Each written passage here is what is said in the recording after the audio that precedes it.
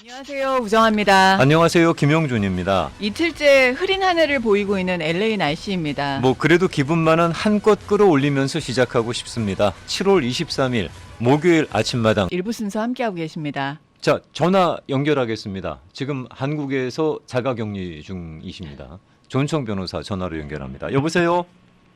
네, 안녕하세요. 존청입니다. 반갑습니다. 예, 반갑습니다. 변호사님, 전화로 연결해서 저희가 아이 컨택이 안 되는 관계로 잘못하면 서로 말이 부딪힐 것 같으니까 질문을 하고 답변을 주시는 이런 식으로 조금 딱딱하지만 그렇게 진행하겠습니다. 예, 알겠습니다. 저 지금 기다리면서 네. 유튜브로 방송 보고 있었는데요.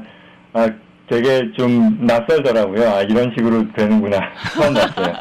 많은 분들이 유튜브 채널을 통해서 변호사님 모습을 기다리시는 그 느낌을 아셨을 거라 생각이 되는데요. 한국에 도착하신 지 며칠 안 되셨는데 어떻게 공항 수속은 괜찮으셨어요? 예, 생각했던 것보다는 좀 플렉서블 했었던 느낌이고요. 우선 그러니까 LAX 갈 때부터 이렇게 헐렁할 수가 있나 하는 생각도 했지만, 또 한편으로는 비행기 타고 나서 또 이제 사실 뉴스 같은 데 보면 네. 이렇게 굉장히 중무장을 해가지고 나타나는 그런 분들도 있고 했는데, 네. 실제 그런 정도는 전혀 아닌 것 같고, 그래서 또 승무원들도 장갑 끼고 또 마스크 하고 또 승객들도 다 장갑 마스크 하는 건 있지만 그거 외에는 크게 차이를 느끼지는 않았습니다. 조심은 했죠. 한국에 입국하실 때 통과하시는데 무슨 문제가 있으시거나 까탈스럽거나 그런 건 없어요? 어떻습니까? 한국에 들어갈 때도 그러니까 생각했던 것보다 많이 더 자율적이다라는 그런 느낌을 받았어요. 그래서 제가 기대했었던 거는 굉장히 좀 이렇게 다 강압적인 또는 굉장히 좀 딱딱하게 규칙을 정해서 다 단체로 이동하고 따라가고 컨트롤되는 그런 상황을 예상을 했는데, 네.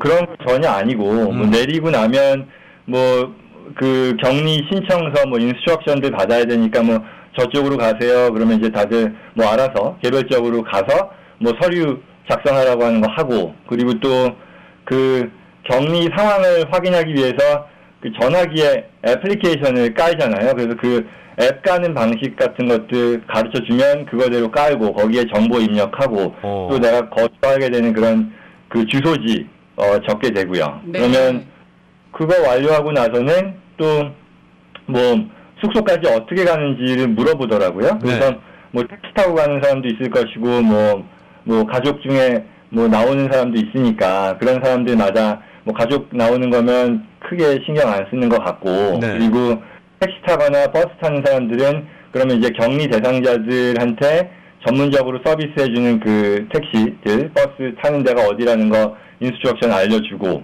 그래서 이제 저 같은 경우는 강남구에 숙소가 있으니까, 네. 그러면 강남구면 강남구 보건소인데 거기는 다른 보건소하고는 달리 밤늦게까지 한다. 네. 밤 10시까지 하니까 가서 보통 이제 제가 도착한 게 6시 정도 됐었으니까요. 네. 그러면 그런 경우에는 들어가자마자 코로나 테스트를 하는 게 아니라 다음날 할 수도 있는데, 강남구는 10시까지 하니까 되도록이면 오늘 하셔도 되겠다. 오늘 하셔라라고 해서 택시 타고 가면서 바로 보건소로 갔죠. 그래서 보건소에서 테스트도 금방 했습니다. 기다리는 사람도 별로 없었고, 그게 시간이 늦어서이기도 하겠지만, 그보다는 이렇게 왔다 갔다 하는 사람들이 그렇게 많지 않아서 아닌가 싶었고요. 네. 그래서 택시 기사분도 굉장히 능숙하게 검사 장소까지 먼저 가서 대기하고 기다리시다가 그거 마치고 나면 또 숙소까지 가는 이런 상황이었어요. 그래서 훨씬 더 아너 베이스라고 해야겠죠. 그러니까 알아서 잘 지킬 거다라는 그런 신뢰 베이스로 네. 이렇게 진행되고 있구나라는 그런 생각을 했습니다. 네, 걱정했던 것보다는 시간이 짧았던 것 같아요. 하루 종일 공항에 계시지 않을까 싶었는데 그런 건 아니군요. 예, 그런 네. 건 아니었어요. 네. 일반적인 입국 수속 절차하고 큰 차이가 없었고, 근데 거기에 이제 추가의 과정이 들어간 거죠. 뭐 그런 그 쿼런틴 격리 관련된 페이퍼워크들을 해야 되니까 네. 그런 게 있어요. 그리고 검사 결과도요. 뭐 제가 검사를 뭐 한 오후 저녁 7시 반 넘어서 했는데 결과가 그 다음날 오전에 나왔어요. 오, 빠르네. 그렇게 빨리요. 네. 정말 빠르. 진짜 전체적으로. 그리고 또 이제 그 공항에서 버스 저 택시 타고 가면서 바깥 그 상황을 봐도 전체적인 느낌은 미국보다 훨씬 더 안정적으로 정상적으로 돌아가고 있다는 그런 느낌 받았고요. 네. 비즈니스나 가족 방문을 위해서 한국을 꼭 가셔야 되는 분들이 신경 쓰셔야 되는 한 가지 꼽아 주실 게 있다면요? 신경 써야 될 한 가지요? 신경 써야 될 한 가지. 뭐 특별히 없으면 그래요? 괜찮습니다. 네. 예, 그런 건 없었고, 네. 그게 있었어요. 그래서 또 그 다음날 그 보건소에서 전화가 와서 그 담당 공무원이 정해지더라고요. 그래서 그분이, 왔어요. 와서 뭐 나가면 안 된다, 뭐 음식물 쓰레기라던가 이런 것들은 뭐 잘, 정리해 놓고 나중에 2주 격리가 끝나면 그때 특별히 그 관리되는 그런 그 방식에 따라서 처리해야 된다. 그리고 사실 또 2주가 끝나는 것도요, 얘기 들어보니까, 끝났습니다라고 알려주거나 이런 게 아니라, 그 시간, 그러니까 저 같은 경우는 다음 주 언제죠? 그때 정오까지이니까, 그게 끝나고 나면 알아서 앱 지우고, 그냥 그때부터는 릴리스가 되는 거로 알면 된다. 이렇게 얘기하더라고요. 굉장히 자율적이네요. 네. 전화기에 깔아놓은 앱은 위치 추적이 되는 거죠, 그러니까. 예, 위치 추적이 되겠죠. 그래서 얼마나 이게 엄격한지에 대한 것도 그냥 지나가는 말로 제가 물어봤는데, 이게 네. 그 아파트나 이런 데면은 호수까지도 다 컨트롤이 되는 것 같더라고요. 오, 염두에 두시면 될 것 같습니다. 자, 자가격리하는 2주 동안에는 그러면 묵고 계시는 숙소 밖으로 나가면은 안 되는 건가요? 아니면은 필수품이나 생활용품 사러 잠깐 외출은 가능하신가요? 나가면 아예 안 된다인 거죠. 네. 요즘에는 택배 시스템이 잘 돼 있어서 아마 전화 주문으로 필요하신 거는 받으실 수 있을 것 같고요. 네네. 네, 그렇죠. 이제 한국 상황 정확하게 그리고 또 빠르게 받아봤으니까 저희 업데이트된 내용들 만나보겠습니다. 네네. 네. 한국은 지금 일단 날씨는 어때요? 그쪽에 비 온다는 얘기가 있던데. 오늘도 비가 굉장히 많이 왔다고 하는데요. 저야 집콕이니까 네. 크게 의식하진 않았습니다. 네. 알겠습니다. 2주 격리는 해야 되는 것 같고, 네. 그리고 그게 이제 아무래도 나라에서 그렇게 공무원이 나와서 관리를 하는 거기 때문에 네. 내 동선도 다 파악이 되는 것 같아요. 그러면 자율적이지만 철저한 것 같네요. 그렇습니다. 자, 그러면 이제 업데이트 상황 알아보도록 하겠습니다. 한국에 계시는 분에게, 한국에서 자가격리하고 계시는 분에게 이쪽의 그 스티뮬러스 업데이트 상황을 여쭤보는 게 참 죄송스럽긴 합니다만은 말씀 시작하시죠. 네, 일단 오늘 목요일까지 지난 월요일부터 상원이 다시 열려서 논의를 하고 있는데, 처음에 계획했었던 거에 비해 좀 더 지연이 되고 있는 상황이고, 한마디로 난항을 겪고 있다 이렇게 볼 수 있을 것 같은데요. 그래서 원래 사람들이 기대 섞인 바람은 바로 이번 주부터 논의가 본격적으로 되면서 7월 말까지 결정이 될 수 있지 않겠냐라는 그런 기대를 했었는데, 네. 이제는 그거는 좀 현실적으로 어렵겠다라고 얘기하는 것 같고, 그리고 지금 오늘 목요일에 프로포저, 공화당 상원의 그 프로포저 패키지가 공개가 될 거라고 해요. 그렇죠. 그래서 저도 지금 오늘 방송 들어오기 직전까지 뉴스를 체크했는데, 아직까지 그게 공개가 되진 않았고, 네. 그러나 백악관에서 재무부 장관이 오늘 오전에 기자회견 통해서 몇 가지 더 추가로 얘기한 부분들은 있네요. 그래서 네. 전체적인 것들을 좀 말씀을 드리면, 그래서 사실은 저도 오늘 지난주 방송에서는 오늘 이제 말씀을 드리는 내용이 아마도 공화당이 제안한 패키지에 대한 내용이 아닐까라고 기대를 했는데요. 그건 다음 주로 미뤄질 것 같습니다. 네네. 그 스티뮬러스 책은 뭐 어떻게 분위기가 어떨 것 같아요? 그냥 약간의 소득 수준의 차등을 두고 나올 것 같습니까? 아니면은 조정이 있을 것 같으세요? 그 내용이 지금 오늘 오전에 문우신 장관이 기자회견에서 밝힌 내용인데요. 네. 이게 패키지가 아직 릴리스가 된 건 아닙니다만 재무장관에 따르면 지난번 케어스 액트의 1,200불과 거의 동일하게 결정될 거다, 제한될 거다라고 얘기를 했네요. 그 말의 뜻은 원래 어제까지도 그 금액에 대해서는 양당 그리고 백악관까지 포함해서 동의가 되어 있다라는 그런 의견이었었고, 다만 자격 요건에 있어서 케어스 액트 때의 그 75,000불 싱글 기준으로 그거보다 더 엄격해질 거다라는 그런 예상이었었는데 네. 그 부분에 대해서 지금 기자회견을 통해서 지난번과 같다라는 얘기를 했대요. 네. 그러면 큰 틀에서는 스티뮬러스 체크에 관한 한 전과 동일한 수준의 지원으로 결정됐다라고 볼 수 있겠죠. 제한됐겠다.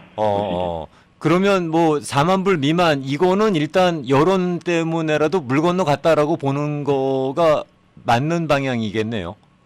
예, 그거는 오늘 아침에 그 내용 아니었어도 4만 불에 대한 거는 좀 현실적이지 않다라는 그런 의견으로 지난주 동안 네. 이런저런 사람들의 의견에서 더 이상 얘기되지 않는 그런 상황이었었습니다. 네. 학교에 대한 펀딩은 어떤 내용이 발표가 됐나요? 그렇죠. 특히 이제 최근 들어서 학교 지원 그리고 학교를 여느냐 마느냐 문제가 굉장히 컸었는데 공화당이 이번에 제안할 그런 내용에도 전체 뭐 한 1,050억 불? 굉장히 큰 금액의 예산이 지금 할당되어 있고, 중요한 부분 우리가 알아두면 좋을 법한 그런 부분들로는 이 트럼프 대통령과 지금 현 행정부에서는 학교를 여는지 마는지에 따라 지원 금액, 지원 여부를 결정하겠다. 그리고 또 그와 같은 권한을 행정부에 부여하겠다라는 그런 입장이었었는데. 그렇죠. 그리고 이번 새롭게 지원하는 학교 지원 방안에서도 그와 같은 룰을 넣겠다라는 게 의도였었는데. 그렇죠. 그 부분에 대해서는 공화당에서도 반대를 했어요. 왜냐하면 이게 가장 중요한 건 학생들 교육 환경에 있어서 어떤 세이프티인 거고, 그렇죠. 그걸 가장 잘 판단할 수 있는 건 당연히 각 주, 시, 카운티 단위의 정부 구성원들이기 때문에 네. 그걸 연방 정부가 강제하는 것은 적절하지 않다라는 게 공화당의 의견이었고, 그 부분이 받아들여져서 아마도 이번에 나오는 내용에서도 그와 같은 백악관 행정부의 권한을 부여하는 부분은 빠질 것으로 보여진다라고 하네요. 아, 네, 알겠습니다. 아마 이번 코비드19로 가장 큰 피해와 타격을 입으신 분들이 소상공인 여러분들이 아닐까 싶은데요. 그러다 보니 이 스몰 비즈니스에 대한 여러 가지 구제책들이 계속 나오고 있는데 업데이트된 상황은 어떻습니까? 네, 스몰 비즈니스 관련된 것도 지난주에 여러 차례 뉴스에서 다뤄진 부분인데요. 이제 특히 소수계 비즈니스 그리고 가장 타격을 많이 받은 이런 소규모 업체들에 대해서 지원책을 더 늘려야겠다는 그런 의견이었고, 이와 같은 맥락에서 새로운 PPP 프로그램, 지금 현재 진행되고 있는 PPP 프로그램도 있는데, 이게 지금 8월 8일까지 마감이 되는 그런 상황인데, 그거를 연장하거나 아니면 새로운 PPP 프로그램을 새롭게 다시 또 어답트를 하거나 이 둘 중에 하나가 들어갈 것이라고 보여지고, 그리고 또 하나 주목할 만한 뉴스로서 이 1차 PPP를 이제 많은 회사들, 많은 비즈니스 오너들이 론을 받아서 활용하고 있는데, 15만 불 이하로 받은 그런 업체들에 대해서는 네. 탕감 조건에 대한 평가 없이 무조건 탕감해 주자라는 그런 내용이 나왔어요. 그렇죠. 오.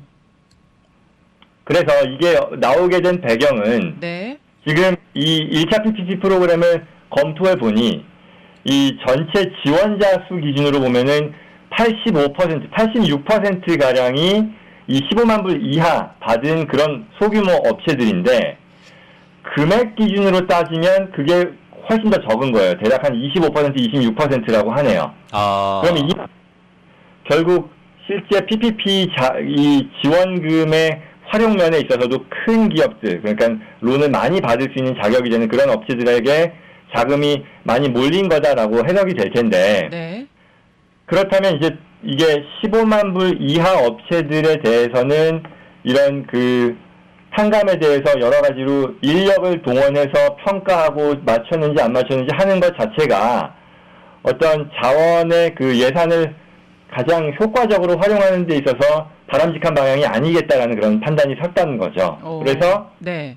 은행들 입장에서도 이 실제 론을 진행하는 그 업체들은 이제 은행을 통해서 하다 보니까 이와 같은 이 PPP 제도의 목적에 충실하기 위해서, 그리고 또한 은행의 인력을 이렇게 잘 할당한다는 면에 있어서도 저 15만 불 이하에 대해서는 탕감에 대한 평가 없이, 탕감 조건을 만족시켰는지 충족 여부 평가 없이 다 탕감해 주는 게 좋지 않겠냐라는 그런 요청을 했고, 그에 대한 대답으로서 재무부 장관이 지난주 프레스 컨퍼런스하고 의회 연설을 통해서 그렇게 하는 것을 제안하고 공화당 이번 그 패키지에도 반영되면 좋겠다라는 그런 의견을 표명했던 거죠.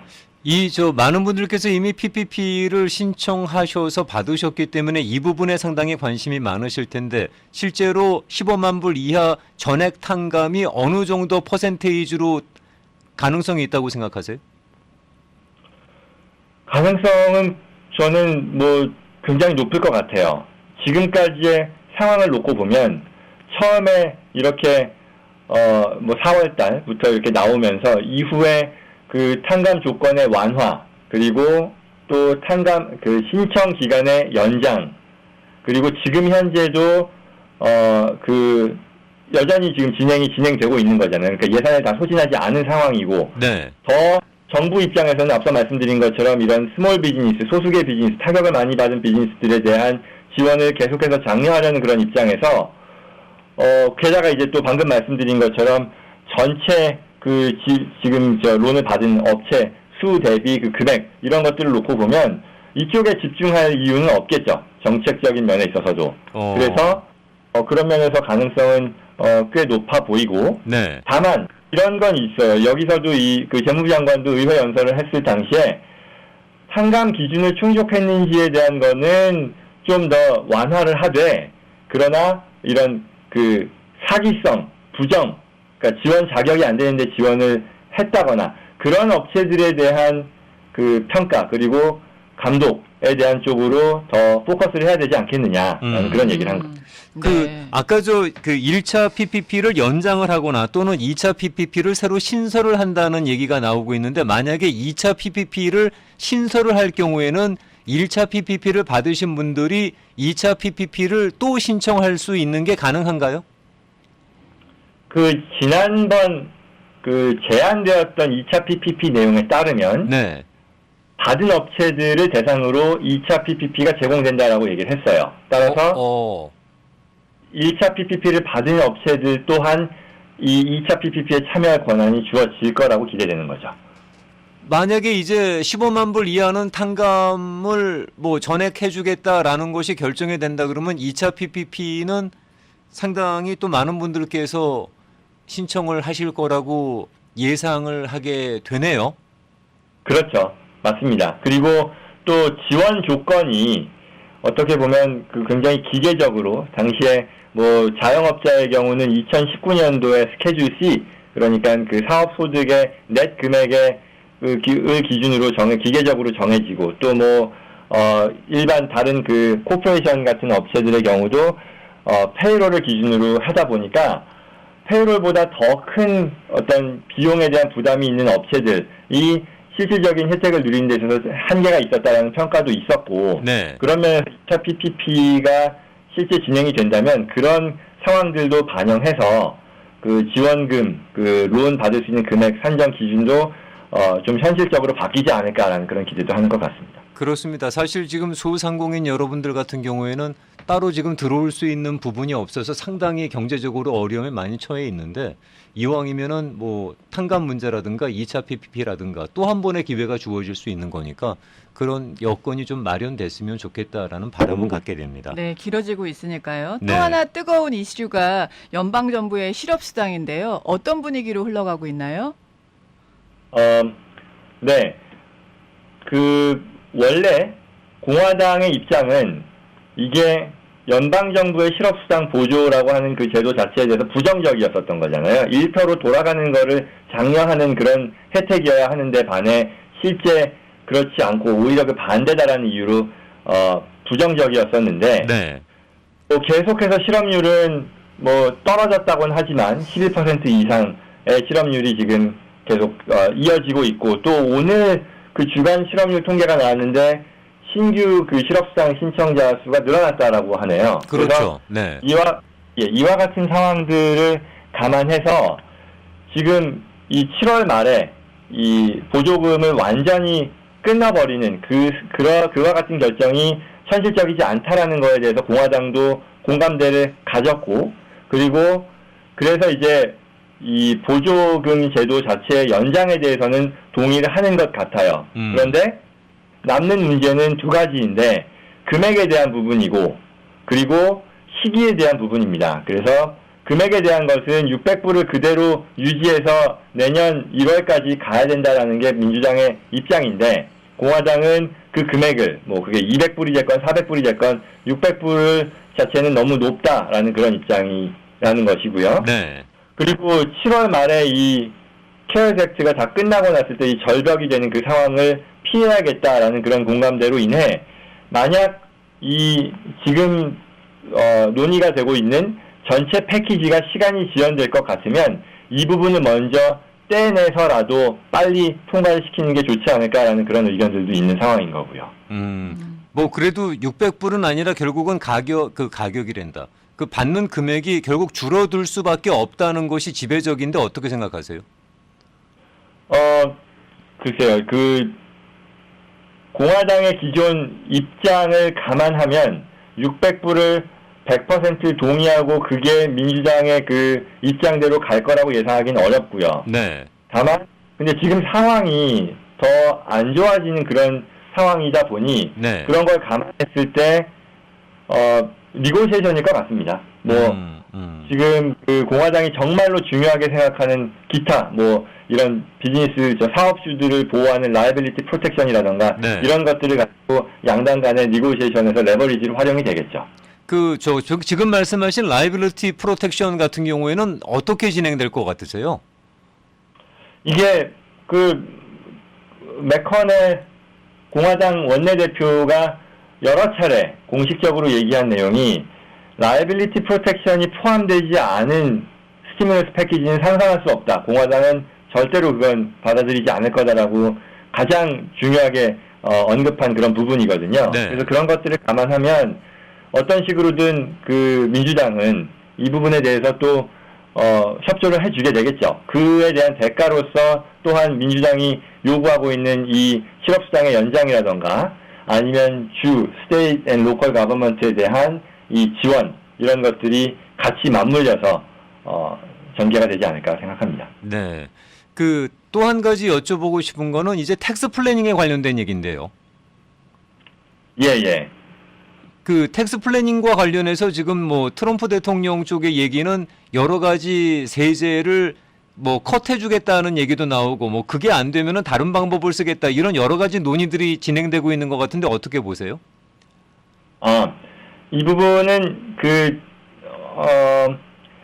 트럼프 대통령이 원했었던 그 스티뮬러스 패키지의 그 하나의 내용으로서 페이롤 텍스 컷에 대한 내용이 있었는데요. 네. 그거는 굉장히 대통령은 여러 차례 강조를 했지만 공화당에서도 그 관심을 그렇게 많이 받지는 못했고 그래서 이번 그 패키지에서도 포함은 안 되기로 그렇게 결정이 된 것으로 보입니다. 그렇군요. 네.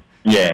자, 그러면은 저희가 지금 현재 갖고 있는 자료 가운데서 이 비즈니스 오너 되시는 분이 비즈니스를 운영하시는 주인 되시는 분이 자녀를 고용함으로써 텍스 플래닝을 할 수 있다라는 그런 자료를 저희가 갖고 있는데 이게 이게 어떤 식으로 진행이 되면은 그 플래닝 면에서 혜택을 받을 수 있는 건가요? 네.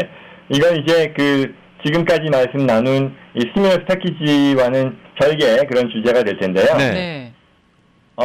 제가 사실 이 방송, 아침마당 방송을 통해서 앞으로 좀 해봤으면 하는 것이 한 뭐 10분, 20분 이렇게 시간을 써서 너무 어렵지 않으면서 또 이게 너무 제한된 조건의 사람들에게만 해당이 되는 그런 특수한 상황이 아니라 일반적으로 많은 분들께서 활용할 수 있는 그런 텍스 플래닝에 대해 간단히 소개하는 그런 자리를 가졌으면 해서 좋아요. 그런 맥락에서 이제 사실 지난주에도 이제 한국이나 해외 부동산과 같은 이런 자산을 가진 사람들이 활용할 수 있는 그런 텍스 플래닝에 대해서 설명을 드렸잖아요. 그렇죠. 네. 그래서 오늘은 이제 그거에 이어서 두 번째로 제가 그 비즈니스 오너들, 뭐 자영업자가 됐건 아니면 뭐 LLC 운영하는 이런 분들이 자녀를 고용함으로써 달성할 수 있는 그런 텍스 플래닝에 대해서 말씀을 드리려고 해요. 좋아요. 예. 그래서 뭐 내용이 어쨌거나 좀 쉽게 설명을 드리려고는 하지만 또 수준이 점점 높아질 수도 있으니 결론을 먼저 말씀을 드리면 자녀를 고용함으로써 그리고 그 자녀에 대해 최대 연봉 기준으로 12,000불, 정확하게는 금년에는 12,200불인데 뭐 200불은 떼고 12,000불 정도까지 연봉을 지급하게 되면 그 금액에 대해서는 전체 패밀리의 그 소득 수준에서 결국은 세금을 내는 그 부담액에서 줄어들 수 있고, 그 말은 뭐 되게 대충 이제 한 30% 정도의 세율을 부담하는 집안이라고 보면, 네. 뭐 연방세 20%, 주 캘리포니아 뭐 10% 감안해서 30%라고 하면, 그리고 이게 4인 가족이라고 치면은요, 소득의 금액으로 24,000불이 줄어드니 텍스 금액으로는 거의 7,000불 넘는 금액을 세이브할 수 있게 되는 그런 결과가 나오게 될 겁니다. 학생이어도 괜찮나요? 자녀가? 네네네. 자녀의 나이는? 제가 지금 말씀드린 거는 네. 결론을 먼저 말씀을 드린 거고요. 네. 네. 갑자기 저 변호사님하고 저희하고 말이 겹치지 않으려고 지금 상당히 자제하고 있는 조심했다가. 와중에 이 얘기하니까 네. 우정아 씨가 급해갖고는 변호사님 말씀 중에 막 그냥 나이는 어떻게 돼요? 학생이어도 상관없나요? 순서대로 듣겠습니다. 네. 네. 네. 지금 말씀하신 내용이 맞고요. 그러면 이제 어떤 배경에서 이게 가능한지에 대해서 간단히 설명을 드리면, 네.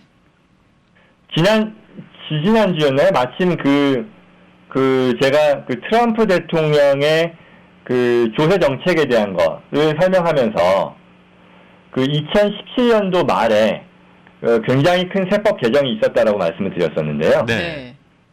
그때 그 말씀드렸던 내용 중에 개인소득세와 관련해서는 큰 변화가 이 스탠다드 디덕션, 표준공제 금액이 2배 이상으로 늘어났고, 그리고 퍼스널 익셈션, 그러니까 인적 공제라고 할 텐데요.